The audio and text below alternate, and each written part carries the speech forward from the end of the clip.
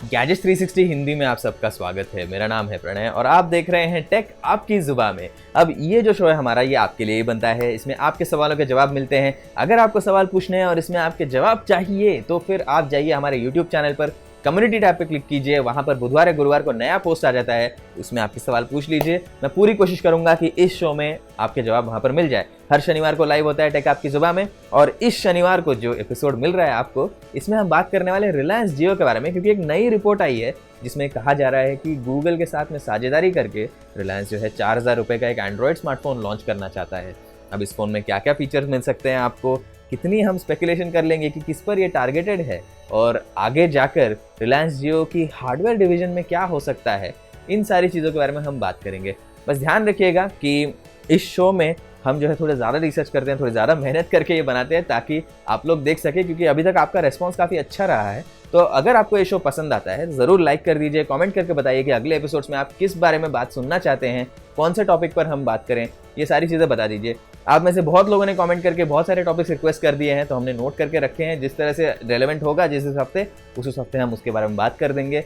लेकिन ऐसा ना सोचें कि अगर आपके टॉपिक का, जैसे कि आपने आज कमेंट कर दिया और अगले हफ्ते एपिसोड नहीं आया, तो निराश ना होइए। हम ज़रूर पढ़ रहे हैं सारे कमेंट्स और पूरी कोशिश कर रहे हैं कि उस पर एपिसोड बना दें। बस हफ्ते में एक ही एपिसोड बनता है, आपके बहुत सारे रिक्वेस्ट आते हैं, तो इमीडिएटली कभी कभी ना हो पाएगा वो। लेकिन आप में से बहुत लोगों ने बोला भी है कि मैंने ये टॉपिक बोला था और आपने कुछ हफ्तों बाद बना दिया। तो इसी तरह आप कमेंट करते रहिए, बहुत अच्छा लगता है देख के। आपका फीडबैक देखकर मुझे सच में बहुत खुशी होती है, क्योंकि हमारी जो ऑडियंस है यहाँ पर गैजेट्स 360 हिंदी में, काफ़ी स्मार्ट ऑडियंस है और इतने अच्छे अच्छे लंबे रेस्पॉन्स मिलते हैं, डिटेल्ड वाले। कभी कभी मुझे देखकर लगता है कि मतलब इतनी अच्छी एनालिसिस आप लोग कर लेते हैं, तो मैं क्या कर रहा हूँ यहाँ पे, आपको यहाँ पर होना चाहिए। लेकिन ठीक है, अभी हमारा ये रिश्ता बन गया, इसे आगे बना कर रखते हैं। और एक रिक्वेस्ट कर देता हूँ बस, ये चैनल आपके साथ में आगे बढ़ रहा है, तो वीडियो देखने से पहले प्लीज़ सब्सक्राइब कर लीजिए, बेल आइकन भी दबा दीजिए ताकि आपको नोटिफिकेशन मिले जब भी हमारे नए वीडियोस आते हैं। और जिस तरह आप हमें प्रोत्साहन देते आ रहे हैं, उसी तरह प्रोत्साहन देते रहिए। अपने दोस्तों के साथ में वीडियो भी शेयर कर दीजिए ताकि वो भी यहाँ पर आके देख सके। जो वीडियो आपको पसंद आता है आपके दोस्तों को भी शायद पसंद आ जाए, तो उनके लिए ये भी कर दीजिए।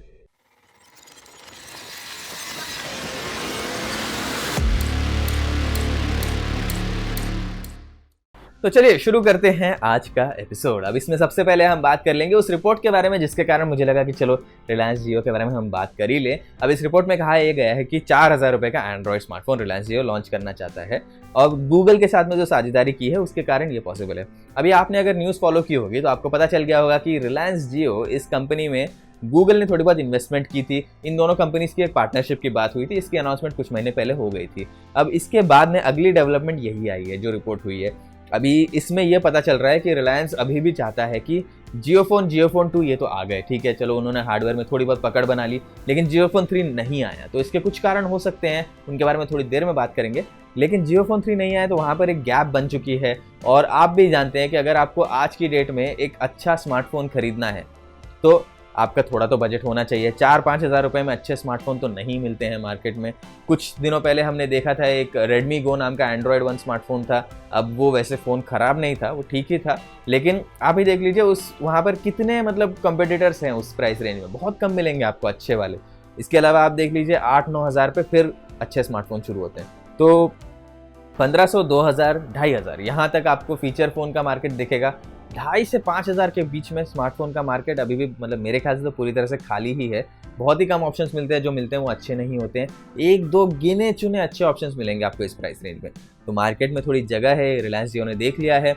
और भारतीय पब्लिक जो है, जितनी जनता है भारत में, उसने रिलायंस जियो के साथ में ये एक चीज़ अटैच कर ली है कि ये जो ब्रांड है हमें अच्छी चीज़ सस्ते में देगा। जैसे 4G आया था 2016 में, उसी तरह से जियो फोन जो आया था, और जियो फोन 2 भी आया। पता नहीं जियो फोन 2 इतना शायद सफल नहीं हुआ, लेकिन जियो फोन 1 ज़रूर बहुत पॉपुलर था। तो आप देख लीजिए मतलब किस तरह से वो ये ब्रांड को अपने बढ़ाना चाह रहा है आगे। एक तो सस्ता 4G फ़ोन वाला ये ब्रांड बन गया उनका जियो फोन के साथ में, अब ये चाहते हैं कि सस्ता 4G स्मार्टफोन भी दे दें आपको।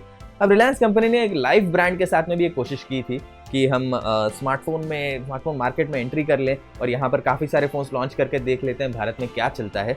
अब उन्होंने सस्ते फ़ोन्स भी लॉन्च किए थे, मिड रेंज फ़ोन्स भी लॉन्च किए थे, बहुत महंगे 60,000 वाले फ़ोन भी लॉन्च किए थे उस समय में लाइव ब्रांड के अंडर, लेकिन वो ब्रांड पूरी तरह से फ्लॉप हो गया। अभी आप देख लीजिए मार्केट में आपको नहीं मिलेंगे लाइव ब्रांड के फ़ोन्स, वो चल नहीं पाया यहाँ पर, क्योंकि भारतीय जनता जो है काफ़ी डिमांडिंग होती है, ये सबको पता है। अभी आप भी देख लीजिए इतने सारे जो मैन्युफैक्चरर्स थे स्मार्टफोन मार्केट में, कम होते गए हैं धीरे धीरे, अभी कुछ ही बचे हैं। ऐसा नहीं है कि जो 4 साल पहले हालत थी कि मतलब हज़ारों ब्रांड्स थे भारत में, वैसा तो अभी नहीं है। अब इसका कारण ये है कि अल्टीमेटली कंपटीशन बहुत टाइट है यहाँ पर, और भारतीय जनता ये देखती है, स्पेक्स को बहुत ध्यान देती है। अगर आप एक प्राइस पॉइंट पर खराब स्पेक्स दे रहे हैं और आपका कंपटीटर उससे अच्छे प्राइस में मतलब आपको अच्छे अच्छे स्पेक्स भी दे देगा, तो सब लोग कंपटीटर की तरफ भाग जाएंगे। ये तो आप देख ही सकते हैं जिस तरह से पिछले 4-5 सालों में काफ़ी सारे ब्रांड्स आगे बढ़ गए हैं जो पहले थे उससे। जैसे कि अभी रेडमी, रियलमी, ये सारे ब्रांड्स जो है बहुत आगे बढ़ चुके हैं भारत में। सिमिलरली सैमसंग ने भी अपनी स्ट्रैटेजी थोड़ी बहुत चेंज कर ली थी, जिसके बारे में हमने पहले भी बात किया था। तो ये सारे ब्रांड्स ने काफ़ी टफ मतलब कंपटीशन कर रखा है और मार्केट पर जो पकड़ बना रखी है उसे अभी रिलायंस जियो जैसे ब्रांड को अगर चेंज करना है तो उनको कुछ और करना पड़ेगा। ऐसा नहीं कि 10,000 का फ़ोन रिलायंस जियो भी लॉन्च कर ले तो वही मतलब इमीडिएटली कम्पीट करने लग जाएंगे। उनका जो है ब्रांड कहीं और पे है, सस्ता और बहुत अच्छा, ऐसा टाइप का उनका ब्रांड है। तो फिर जियो 4G जिस तरह से आया, जिस प्राइस पर उन्होंने लाया वो तो हम रेवोल्यूशनरी ही कहेंगे। मतलब जहाँ पर उन्होंने अच्छा काम किया उन्हें क्रेडिट देना तो सही बनता है। जिस तरह से फिर उन्होंने जियो फ़ोन भी लाया, जिस प्राइस पॉइंट पे आपको 4G फीचर फ़ोन मिल रहा था जिसमें व्हाट्सएप और यूट्यूब चल रहे थे, तो वो काफ़ी अच्छी बात थी। उसी तरह से अब शायद वो करना चाहते हैं ये कि 4,000 रुपये के आसपास में हम एक एंड्रॉयड फ़ोन लॉन्च कर दें। अब क्या आपकी अपेक्षा है इस फ़ोन से? मुझे नहीं लगता है कि इस फ़ोन पे आप गेमिंग वगैरह ज़्यादा कर पाएंगे। रेडमी गो को हमने काफ़ी टेस्ट किया था, उसमें ये पता चला था कि पबजी मोबाइल लाइट नाम का एक गेम जो बैन हो चुका है अभी भारत में, उस समय पर 1.5 साल पहले जब हमने टेस्ट किया था तब देखा था कि वो चल गया था उस पर।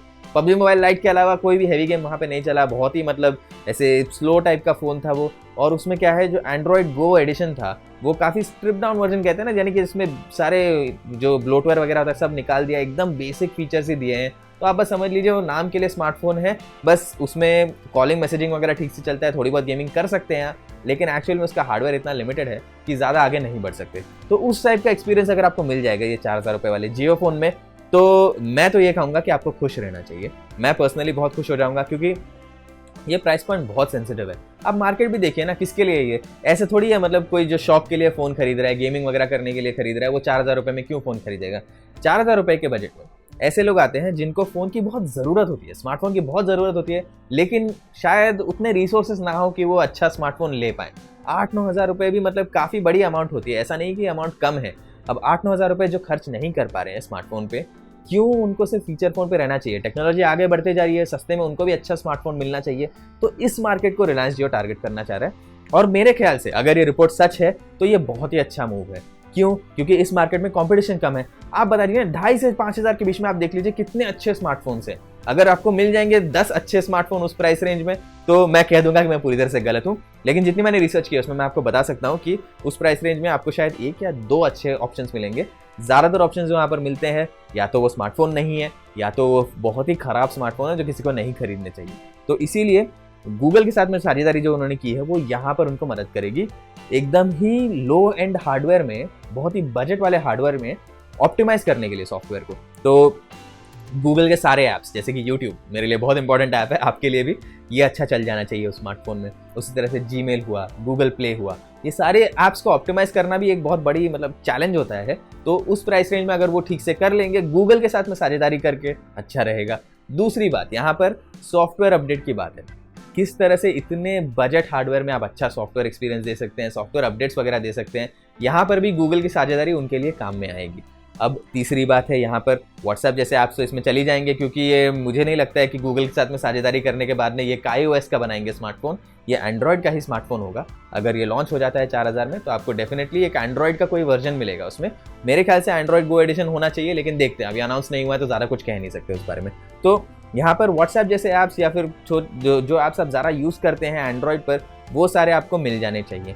तो इससे टारगेट मार्केट ये भी हो सकता है कि एजुकेशन सेक्टर में आजकल जितनी ग्रोथ हो रही है वहाँ पर वो शायद आना चाहें। अब एक तो बहुत ही स्मार्ट काम उन्होंने ये किया है कि ऐसे बजट पे वो फ़ोन ला रहे हैं जहाँ पर सफल होने के ज़्यादा चांसेस हैं। ठीक है, अब 5,000 से ऊपर में अगर आ जाएंगी ये कंपनी रिलायंस जियो स्मार्टफोन लॉन्च करने के लिए, कंपटीशन इतना टफ है वहाँ पर कि वहाँ सफल होना बहुत मुश्किल है। जहाँ कंपटीशन नहीं है वहाँ पर लॉन्च करके अपने ब्रांड का फ़ायदा उठा के वो अगर सफल होना चाहते हैं वो अच्छी बात है। दूसरी बात यह है कि आज की डेट में जो लॉकडाउन का माहौल चल रहा है और जिस तरह से मतलब हर जगह पर ऐसा लग रहा है कि अभी ये जो प्रॉब्लम चल रही है वो जाने नहीं वाली है, तो उस माहौल में बच्चों की शिक्षा भी तो काफ़ी महत्वपूर्ण है। अब ऐसे हालत में तो हम नहीं है कि सब लोग इमीडिएटली स्कूल में जाके मतलब पढ़ाई करना शुरू कर सकें, काफ़ी लोगों के लिए मुमकिन नहीं है। बहुत लोगों के लिए ऐसा भी हो चुका है कि ऑनलाइन एजुकेशन ये बहुत ही बड़ा बैरियर बन चुका है। अभी आप में से कुछ लोग ऐसे होंगे जिनके पास में लैपटॉप होगा, तो आप तो जानते ही होंगे 20 से 50 हज़ार रुपये का खर्चा तो होता ही है लैपटॉप में। कुछ लोगों को उससे भी सस्ते में मिल गया होगा, लेकिन काफ़ी खर्चा है, ये तो बात है उसमें। अब बहुत लोगों के पास में एक स्मार्टफोन लेने के लिए 8-9 हज़ार रुपये भी नहीं होते हैं, तो इस मार्केट में आप देख लीजिए 4,000 का फ़ोन जिसमें आप ऑनलाइन लर्निंग भी कर सकते हैं, इंटरनेट एक्सेस कर सकते हैं, व्हाट्सएप का इस्तेमाल कर सकते हैं, ये कितना अच्छा रहेगा उन लोगों के लिए। तो इन लोगों के लिए काफ़ी अच्छा है। और जिस टाइमिंग पे ये लॉन्च करना चाह रहे हैं, ऐसा सुनने में आ रहा है कि अगले साल तक आ जाएगा ये स्मार्टफोन रिलायंस जियो का, तो मुझे लग रहा है कि बेहतरीन टाइमिंग होगी वो मार्केट में लाने के लिए। क्योंकि अभी भी मतलब अब बाहर देख लीजिए मार्केट वगैरह में अभी ऐसी हालत अच्छी नहीं है, इकोनॉमी इतनी अच्छी नहीं हुई है अभी, क्योंकि जो वर्ल्ड वाइड प्रॉब्लम चल रही है अभी उसके कारण सब जगह थोड़ा बहुत मतलब प्रॉब्लम हो ही रहा है अभी भी। तो अगले साल तक जब इकोनॉमी रिकवर करने लगेगी, अगर सस्ता स्मार्टफोन उस टाइम में आ जाता है, अगर वो टाइम फ्रेम अच्छे समय पर लॉन्च कर लेते हैं, तो फिर बहुत फ़ायदा होगा, इन द सेंस कि बहुत लोगों को वो फ़ोन चाहिए होगा। अभी रही बात यहाँ पर देखने के लिए कि 5G सेक्टर में क्या हो रहा है, ये एक लास्ट बात मैं करना चाहता हूँ, इसके बाद हम आगे बढ़ेंगे आपके सवालों की तरफ। बहुत लोगों की ये उम्मीद है कि 5G फ़ोन 4,000 रुपये में रिलायंस लॉन्च कर दे, ताकि एकदम मतलब मार्केट में जैसे कहते हैं ना कि तबाही मच जाए और फिर बहुत ही बढ़िया फ़ोन आ जाए और अच्छा लगे। ये भी नहीं होने वाला है, ये मैं आपको सीधे बता दे रहा हूँ। 5G का फ़ोन अगर आप सोच रहे हैं कि 4,000 रुपये में लॉन्च होगा अगले साल में, मुझे नहीं लगता पॉसिबल है। अगर होगा भी तो भी आप ही सोच लीजिए ना, नई टेक्नोलॉजी है, कितना इन्वेस्टमेंट करना होगा कंपनी को 5G लाने के लिए पहले तो वो क्यों इतने सस्ते में देंगे। वो 4G को रखेंगे थोड़ी देर के लिए, कोशिश करेंगे कि आपको 4G सस्ते में मिलते रहे। 5G में अगर आपको अपग्रेड करना है तो वो चाहेंगे कि एटलीस्ट इनिशियल वेव में जो आता है वहाँ पर थोड़े बहुत कमाई कर लें वो, इन द सेंस कि थोड़ा महंगे रेट में इनिशियली लॉन्च करें, फिर जिस तरह से टेक्नोलॉजी को मतलब उन्होंने अडॉप्ट करके ज़्यादा वाइड स्प्रेड बना दिया, ज़्यादा लोग 5G पे आते जाते हैं, उस तरह से मोबाइल डेटा का रेट कम होते जाएगा, ऐसा मुझे लगता है। एट लॉन्च सस्ते में 5G मिलना बहुत मुश्किल है, इसीलिए एट लॉन्च वो इतना सस्ता 5G फ़ोन शायद लॉन्च भी ना करे, क्योंकि एक तो टेक्नोलॉजी अभी देख लीजिए 20,000 से कम में 5G फ़ोन नहीं मिलता है भारत में। तो अभी आपको मिनिमम आई थिंक 25,000 रुपये तो खर्च करने पड़ेंगे 5G फ़ोन के लिए। तो आप सोच रहे हैं कि अगले साल तक 5,000 में आ जाएगा 5G फ़ोन, ये थोड़ा मुझे लगता है कि मुमकिन नहीं होगा अभी, क्योंकि अभी जो 5G का हार्डवेयर भी है अगर फ़ोन में डालना है वो भी काफ़ी महंगा होता है। आप लोगों ने तो पढ़ा ही होगा क्वालकॉम कंपनी के बारे में। अब क्वालकॉम कंपनी ने जब स्नैपड्रैगन 865 प्रोसेसर लॉन्च किया, आप देख लीजिए 865 प्रोसेसर वाले स्मार्टफोन्स किस प्राइस रेंज में मिलते हैं अभी। जब उसके पहले वाला प्रोसेसर का था मतलब मार्केट में दबदबा बना हुआ था 855 और 855 प्लस का, तब हमने देखे थे कि काफ़ी सारे ये सारे फ़ोन्स जो है अंडर 30 के भी आ चुके थे काफ़ी जल्दी, मतलब ऐसा नहीं कि बहुत टाइम लगा। 865 वाले स्मार्टफोन्स अभी भी अंडर 30 के नहीं मिलते हैं। जहाँ तक मैंने लास्ट चेक किया था 33-34,000 के आसपास थे वो जो सबसे सस्ते वाले थे, और मैक्सिमम फ़ोन्स उस प्राइस रेंज में 40,000 के ऊपर है।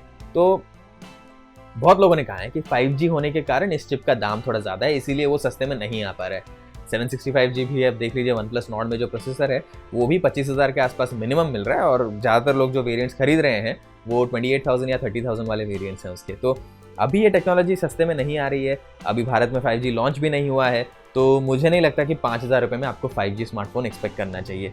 अब रिलायंस जियो 5G फील्ड में आगे है, गूगल के साथ में साझेदारी भी कर रही है, शायद हो सकता है कि कुछ सालों में, मे बी 2 या 3 सालों में वो 5G बजट फ़ोन ला दें, लेकिन अगले साल तो वो नहीं होने वाला है, तो वो उतनी उम्मीद ना करें। अब एक लास्ट चीज़ हम बात कर लेते हैं कि रिलायंस जियो के जो हार्डवेयर ऑपरेशंस है उसके बारे में।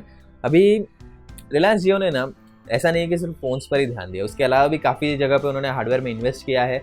आपने देखे ही होंगे कुछ उनके वर्चुअल रियलिटी हेडसेट और ऐसे ऑगमेंटेड रियलिटी के ग्लासेस वगैरह के बारे में हमने वीडियो भी पहले बनाया था। तो इस टाइप के हार्डवेयर प्रोजेक्ट में भी उन्होंने इन्वेस्ट किया है काफ़ी, और ऐसा नहीं कि ये कंपनी हार्डवेयर नहीं बना सकती है, काफ़ी अच्छा हार्डवेयर बना सकती है ये अगर वो कंपनी चाहे तो।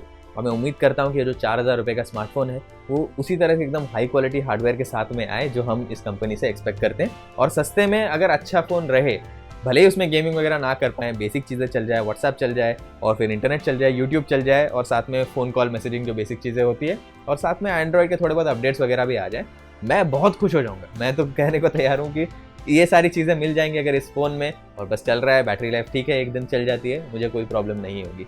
तो बाकी देखते हैं अभी आगे कंपनी क्या लॉन्च करती है, और आपके सवालों के जवाब भी दे देते हैं अभी कुछ देर में, क्योंकि बहुत सवाल पूछे हैं आपने इस हफ्ते भी, उन सबके जवाब तो मुझे देने ही है यहाँ पर। तो चलिए वो उस वाले सेक्शन पे चलते हैं। अभी सबसे पहला सवाल पूछा है सुशील शर्मा जी ने। इनका कहना है कि स्मार्टफोन्स ड्यूअल सिम क्यों आते हैं। आप कोई भी स्मार्टफोन देख लो, ड्यूअल सिम फंक्शनैलिटी किसी में नहीं है, यानी अगर एक नंबर एंगेज है तो दूसरे नंबर पे कॉल नहीं लगता है। ड्यूअल सिम का फिर फ़ायदा क्या है? क्या सिंगल सिम काफ़ी नहीं है हमारे लिए?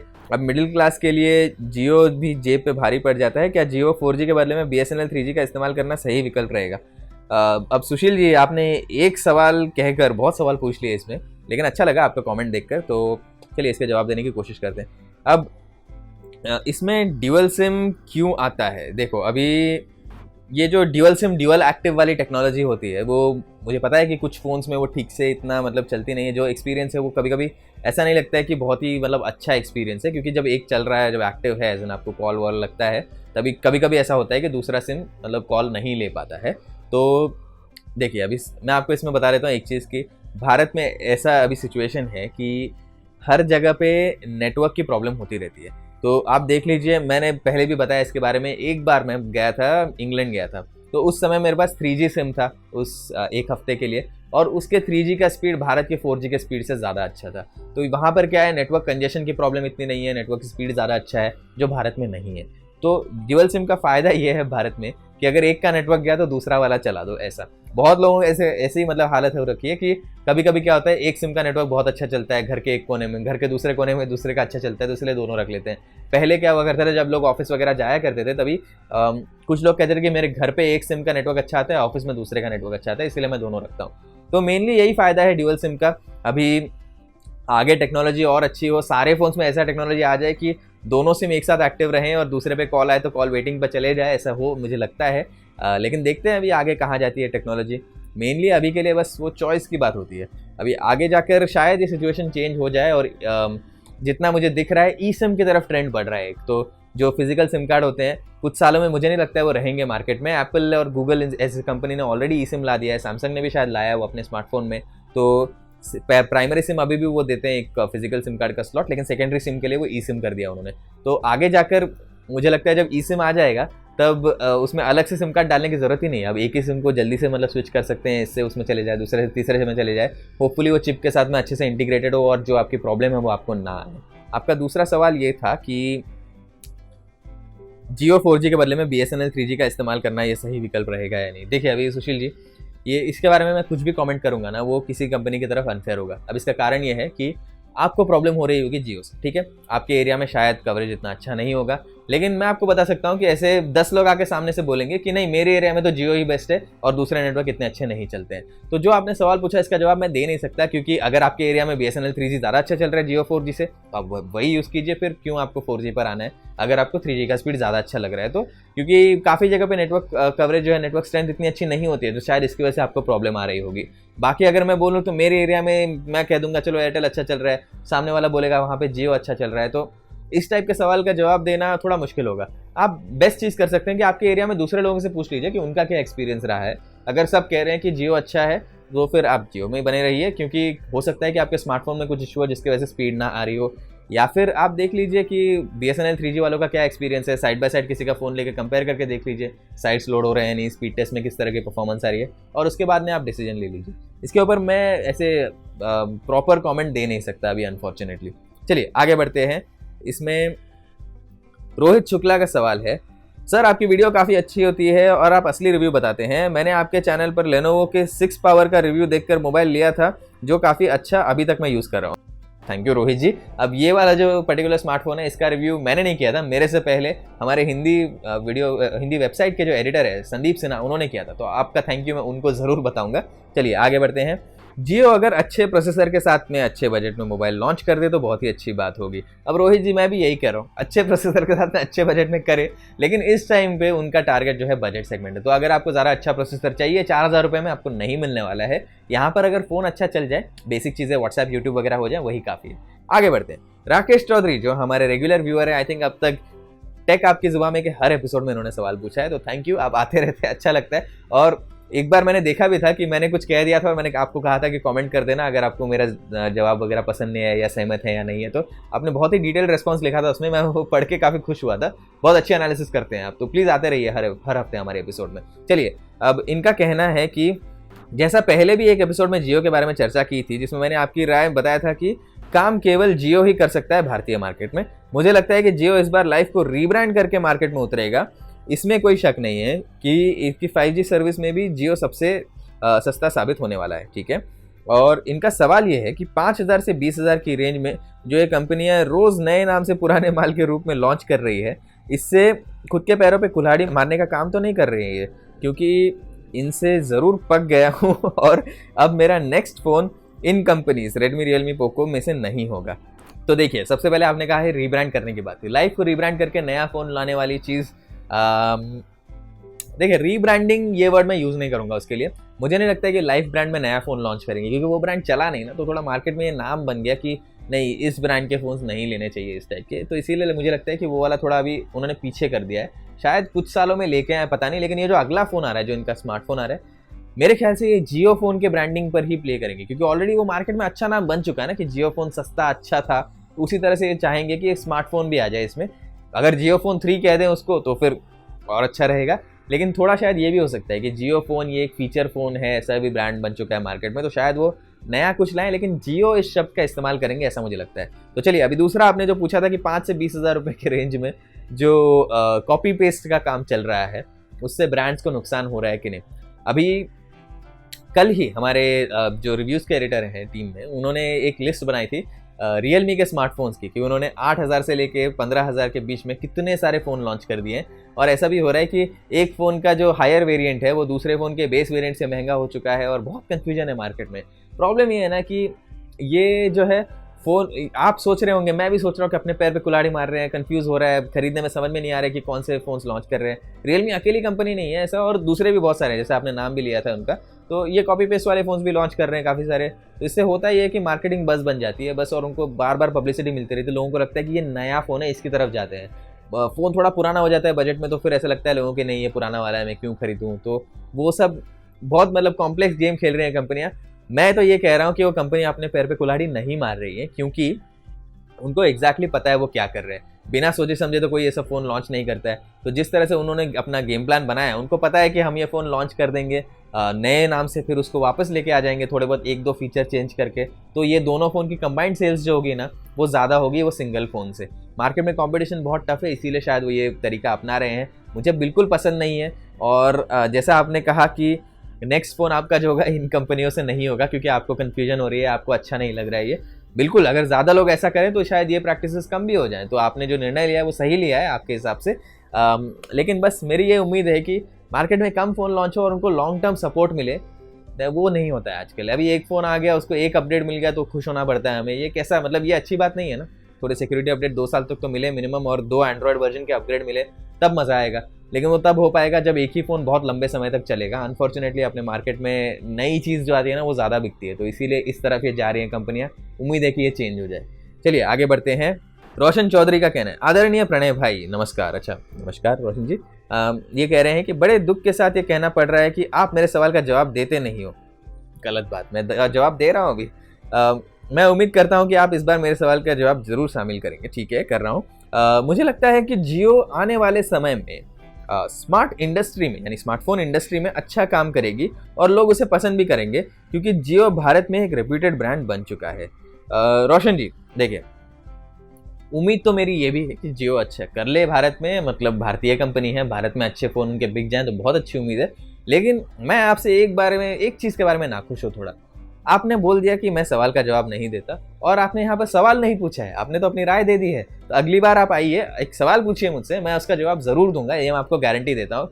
आप जैसे रेगुलर व्यूअर मुझे बहुत पसंद है। पहले भी मैंने कहा था राकेश जी के बारे में, हर हफ्ते आके देखते हैं, पूरा एपिसोड वो देख लेते हैं। उसी तरह से आप भी आइए, अगले हफ्ते सवाल पूछिए एक अच्छा वाला, मैं उसका ज़रूर जवाब दूंगा। आपकी राय देना, मैं चाहता हूँ कि आप अपनी राय भी दें। एंड में बस एक कुछ सवाल भी डाल दीजिए, ताकि मुझे भी ऐसा लगे कि मैं जवाब दे दूँ। ठीक है, तो चलिए अगले हफ्ते मिलते हैं आपसे।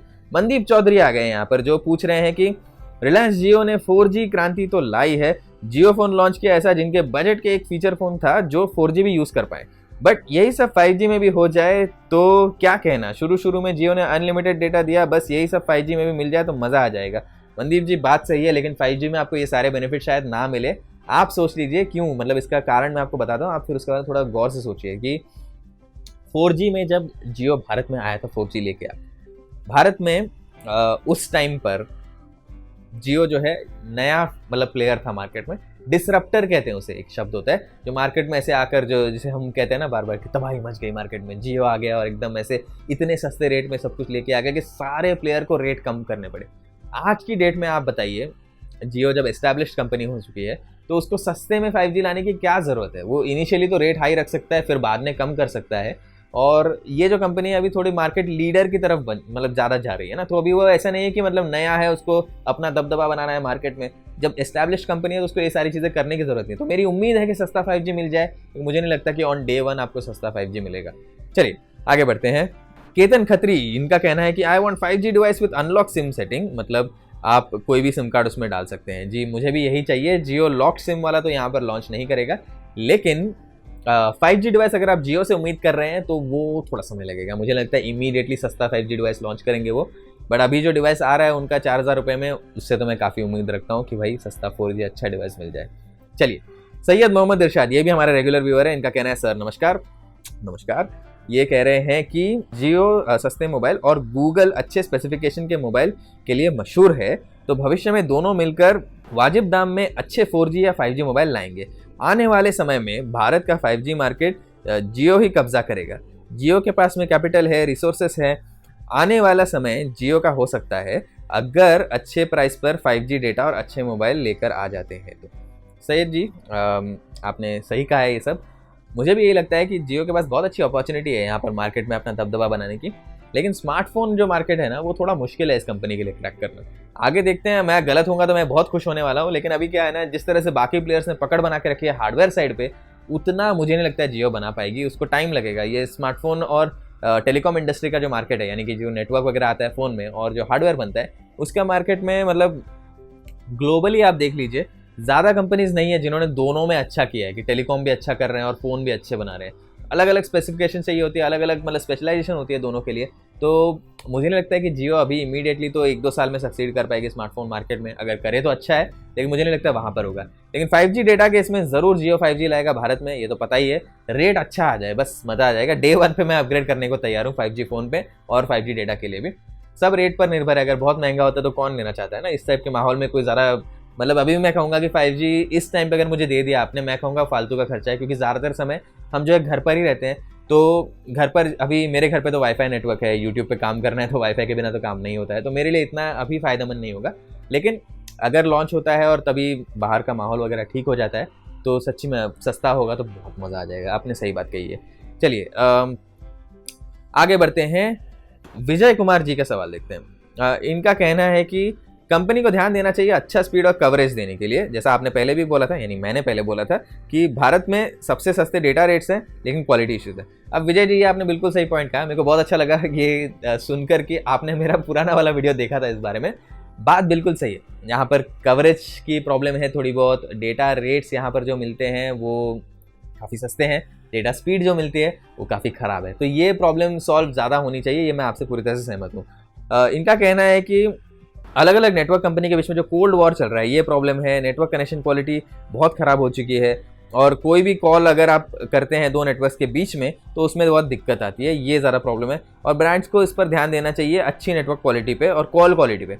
पूरी तरह से मैं सहमत हूँ। मैं रेगुलर फ़ोन कॉल लोगों को करना मैंने बंद कर दिया आजकल। जब भी रेगुलर फ़ोन कॉल करना पड़ता है किसी को मजबूरी में, तो मुझे ऐसा लगता है कि मैं क्यों कर रहा हूँ, खुद को मैं टॉर्चर क्यों कर रहा हूँ। मैं एक SMS भेज देता हूँ या फिर मैं एक मतलब ऑनलाइन कोई भी व्हाट्सएप या किसी ऐप पे मैसेज कर दूँ लोगों को, क्योंकि मज़ा नहीं आता है। बार बार कॉल ड्रॉप्स होते हैं। मैं अभी आज ही मैं किसी से बात कर रहा था, वो ऐसा लग रहा था मतलब वो पुराने मूवीज़ में दिखाते हैं कभी कभी ऐसे लैंडलाइन फ़ोन में सामने रुमाल लगा दिया उसके रिसीवर पे और वहाँ से बात कर रहे हैं तो आवाज़ बदलने के लिए उस टाइप की आवाज़ आ रही है सामने वाले की। क्यों? नेटवर्क क्वालिटी ख़राब है वहाँ पर। तो ये जो प्रॉब्लम है ये सॉल्व करना बहुत ज़रूरी है। आपके पॉइंट से मैं पूरी तरह से सहमत हूँ। गुलाम गोस, ये भी हमारे रेगुलर व्यूअर है। इनका कहना है कि सर मेरा मानना है कि 5G टेक्नोलॉजी में दूसरी कंपनी को भी इन्वेस्ट करना चाहिए, क्योंकि किसी भी क्षेत्र में किसी कंपनी का एकाधिकार भविष्य में कस्टमर के लिए नुकसानदायक होता है। जी बिल्कुल सही बात है। मोनोपोली की बात कर रहे हैं ना अब तो। अगर जियो अकेला 5G लाता है भारत में, जो नहीं होगा ये मैं आपको बता रहा हूँ, एक और कंपनी है एयरटेल, जो कम से कम इनिशियली एयरटेल और जियो ये दोनों 5G लेके आएंगे, क्योंकि ये दोनों कंपनियां नई टेक्नोलॉजी में इन्वेस्ट करती है। जो वोडाफोन आइडिया वाली कंपनी है उसमें 5G आएगा नहीं डे 1 पे, ये मुझे पता नहीं है, क्योंकि ट्रेडिशनली हमने जो देखा है कि आइडिया कंपनी जो है वो जो नई टेक्नोलॉजी आती है, जैसे 3G डे 1 पे नहीं लाया, उन्होंने कुछ देर बाद में लाया था। सिमिलरली 4G भी उनका थोड़ा सा समय लग के लाया था शायद। तो वोडाफोन आइडिया भी अगर डे 1 पे आ जाए 5G में, मैं बहुत खुश हो जाऊंगा। मतलब मैं चाहता हूं कि एयरटेल, वोडाफोन, जियो, ये सारी कंपनियां तो डे 1 पे लेके आ जाए। BSNL का पता नहीं क्या होगा, उस कंपनी के बारे में मैं कुछ कह नहीं सकता, क्योंकि जितना मैंने देखा है कि नई टेक्नोलॉजी लाने में वो ज़्यादा मतलब इंटरेस्टेड नहीं है अभी तक तो, या उनके पास रिसोर्सेज नहीं है। तो अगर ये तीनों कंपनी 5G लेके आ जाए ऑन डे 1, कंपटीशन होगा, सबको रेट कम करने पड़ेंगे, अच्छा रहेगा। लेकिन फ्लिप साइड उसका ये है कि अगर तीनों एक साथ लेके आके डिसाइड कर लेते कि नहीं हम प्राइस ज़्यादा कम नहीं करना चाहते हैं, तो फिर ये भी प्रॉब्लम हो सकती है कि भाई आपको सस्ते में कोई भी ना मिले। अभी क्या हो गया, 4G पहले से सस्ता हो गया, धीरे धीरे ये लोग रेट बढ़ाते जा रहे हैं, तो लोगों की तरफ से जो प्रोटेस्ट होता है ना, उसके बाद में उनको लगता है कि नहीं और बढ़ाएंगे तो हमारे कस्टमर चले जाएंगे, इसीलिए वो शायद नहीं बढ़ा पाते हैं। 5G में अगर डे 1 पे सभी महंगे पे लॉन्च करेंगे तो सस्ते में मिलना थोड़ा मुश्किल हो जाएगा। लेकिन ठीक है, वो नेगेटिव वाली बात नहीं करेंगे, हम थोड़े ऑप्टिमिस्टिक लोग हैं, उम्मीद करेंगे कि सस्ता 5G मिल जाए हमको। आगे बढ़ते हैं। अभी तरुण सागर जी का कहना है कि देश को एक अच्छी टेक्नोलॉजी मिलेगी, बहुत कुछ बेहतर हो सकता है, लेकिन मेरा मानना है कि जियो अकेली कंपनी नहीं होनी चाहिए इस रेस में। बिल्कुल सही कहा आपने, क्योंकि शुरू में कम दाम पर सामान बेचकर कंपनी बाजार में बहुत बड़े हिस्से पर कब्जा कर लेगी और फिर वो ग्राहक से मन मुताबिक पैसे वसूलेगी और कस्टमर की मजबूरी होगी कंपनी की बात मानना। संक्षेप में कहे तो ग्राहक का शोषण हो सकता है। उदाहरण टेलीकॉम सेक्टर। जी तरुण जी, मैं आपसे सहमत हूँ। आपने कहा है कि कंपटीशन होना चाहिए मार्केट में, तभी जाके सबको अच्छा रेट मिलेगा। अब भी मैं इसी की बात कर रहा था, इनफैक्ट मतलब आपने इसी पॉइंट का एक एक्सटेंशन दे दिया है, तो पूरी तरह से सहमत हूँ। कंपटीशन बने रहे, सस्ते में 5G सबको मिल जाए, ये मेरी उम्मीद है। देखते हैं आगे क्या होता है। चलिए, रितेश रंजन जी का कहना है कि हेलो सर, इसके सस्ते स्मार्टफोन्स का कॉन्सेप्ट मेरे लिए थोड़ा परेशान करने वाला है, क्योंकि इससे पहले भी इसके सस्ते स्मार्टफोन्स की हालत हम देख चुके हैं। बाकी इसकी 4G स्पीड की बात हम पहले भी कर चुके हैं। मेरा सवाल ये है कि जिस तरह से ये इतने बड़े वादे करती है, ये उस पर कितना खरा उतरेगी। अभी रितेश जी देखिए, अभी क्या है ना, दो एस्पेक्ट है। एक तो आप कह रहे हैं कि कोई कंपनी ओवर प्रॉमिस करके अंडर डिलीवर करे, यानी कि ज़्यादा आपको वादे करे और कम फाइनली जो रिजल्ट आता है वो कम मिले आपको, इससे थोड़ा आप निराश हो चुके हैं। ये मैं भी मानता हूँ कि 4G के जो हमने सपने देखे थे और जो एक्चुअल में स्पीड मिलती है उसमें ज़मीन आसमान का अंतर है, तो ये डेफिनेटली एक बहुत बड़ी प्रॉब्लम है। लेकिन फ्लिप साइड क्या है ना, कि अगर कोई कंपनी बड़ा सपना ना देखे तो फिर वो कभी अच्छा प्रोडक्ट डिलीवर नहीं कर पाएगी। अब जियो ने 4G का इतना बड़ा सपना देखा था और ये भी देखा कि एक फीचर फ़ोन में हम 4G लाएंगे जिसमें व्हाट्सएप वगैरह चलेगा, तो वो सपना तो साकार हुआ। अब भले ही ऐसा ना कहें कि हम जियो फ़ोन, ऐसा नहीं कहूँगा कि मैं आज की डेट में भी आप ले लीजिए आंख बंद करके, सबके लिए अच्छा फ़ोन है, सबके लिए नहीं है वो, लेकिन जो उसने करना चाहा था उस फ़ोन के द्वारा वो अचीव तो हो गया उनकी तरफ से। तो उन्होंने जो सपने देखे हैं ये अच्छी बात है, बस ये है कि थोड़ा और मतलब उनको कन्वर्जन रेट अपना इंप्रूव करना पड़ेगा, कि जिस तरह से आप नई नई टेक्नोलॉजी प्रॉमिस करते हैं और उसमें कितनी सारी चीज़ें सही होती हैं। अभी हमने एक वीडियो बनाया था कि कुछ चीज़ें जियो ने जो प्रॉमिस की थी वो उतनी सफल नहीं हो पाई थी। हर कंपनी के कुछ ना कुछ फेलियर्स होते हैं, जियो के भी हैं। बस मैं इस बारे में ये चाहता हूँ कि 5G में यार नेटवर्क क्वालिटी और स्पीड ज़्यादा बढ़ जाए। सस्ते स्मार्टफोन भले ही मतलब इतने ज़्यादा ना आए, एक लॉन्च कर दो 4G वाला, 5G के सस्ते नहीं है तो भी चलेगा, लेकिन नेटवर्क स्पीड और क्वालिटी ये सबसे मेन चीज़ है। तो जो आपने पूछा है कि क्या वो अपने वादे पे खरी उतरेगी या नहीं, देखते हैं। अभी कोई भी ऐसी कंपनी नहीं है मार्केट में। एप्पल जैसी मतलब बड़ी दुनिया के सबसे अमीर कंपनी जो है स्मार्टफोन इंडस्ट्री में, उसने भी कितनी सारी गलतियां की हैं। तो रिलायंस जियो ने थोड़ी बहुत गलती कर दी, उससे ज़्यादा निराश होना भी गलत होगा। तो देख लेते हैं आगे क्या करती है। अभी थोड़ा मतलब क्या है ना कि भविष्य में क्या होगा ये बताना थोड़ा मुश्किल होगा। अभी कोई यहाँ पर मुझे किसी ने बताया तो नहीं, ऐसे कोई मतलब होता है ना, कुछ लोग कहते हैं कि नहीं मैं बता दूंगा आपको कि 5 साल में क्या होगा। वैसे लोगों में से मैं नहीं हूँ। जितने हमने ऑब्जर्वेशन किया उसके हिसाब से एजुकेटेड गेस कर सकता हूँ, बाकी तो हम सबको इंतजार ही करना पड़ेगा देखने के लिए। चलिए आगे बढ़ते हैं। अभी Sofiyan music and tech star जो आते हैं हर हफ्ते हमारे वीडियो देखने के लिए, इनका कहना है कि सर मैं कहना चाहता हूँ कि अगर अकेली जियो 5G देगी तो उसके सामने कंपटीशन में अभी कंपनी होनी चाहिए, जैसे जो स्पीड जो प्लान आपको सस्ते में मिल सके, हाँ मतलब जो आपको सस्ते स्पीड और प्लान चाहिए वो मिल जानी चाहिए, ऐसा इनका कहना है। क्योंकि अभी भी जगह जगह पर जियो की स्पीड 2G जैसी मिलती है। जियो अपनी स्पीड और टावर पर ध्यान देना चाहिए। और सर मैं आपके हर वीडियो टेक आपकी जुबान के एपिसोड को देखता हूँ, love you. Well thank you Sofiyan ji, आप देखते हैं, मुझे पता है आपके कमेंट्स आते हैं, मेरे को याद है हर हफ्ते।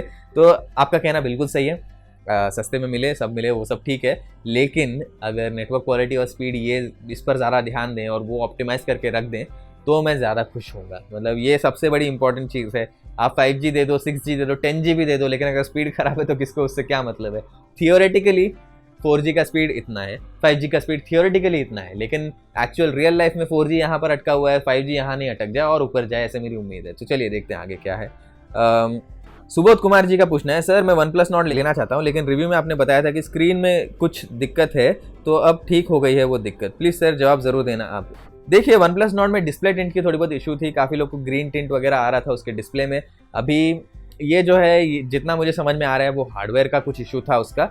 तो अगर आपको इस टाइप की प्रॉब्लम आती है तो आप वन प्लस की सर्विस को कॉन्टैक्ट करें, वो आपका मतलब मोस्ट लाइकली फ़ोन रिप्लेस कर देंगे। लेकिन जितना मैंने बाकी लोगों से सुना है वो डिस्प्ले का इशू वगैरह इनिशियल कुछ यूनिट्स में था, उसके बाद में जितने लोगों ने लिया उन्होंने तो कंप्लेन नहीं किया है। हमारे रिव्यू यूनिट में इसके डिस्प्ले में कोई इशू थी नहीं, तो अगर आप लेना चाहते हैं अभी तो ले लीजिए। अगर कोई मैन्युफैक्चरिंग डिफेक्ट आता है, यूजुअली वन प्लस कंपनी की सर्विस मैंने देखी है, जितने लोगों से सुना वगैरह है अच्छी ही होती है, तो आपको मतलब कंपनी सपोर्ट कर देगी। तो होपफुली आपके फ़ोन में कोई ऐसा इशू ना आए और सब अच्छा चले। तो आप लेना चाहते हैं तो ले लीजिए, हमारे रिव्यू में बहुत अच्छा परफॉर्म किया वन प्लस नॉट ने। आगे बढ़ते हैं। तिलक खोरे जी का कहना है कि जियो जो भी करेगा धमाकेदार और सबकी नींद उड़ा देने वाला होगा। ओके, अच्छी उम्मीद है आपकी।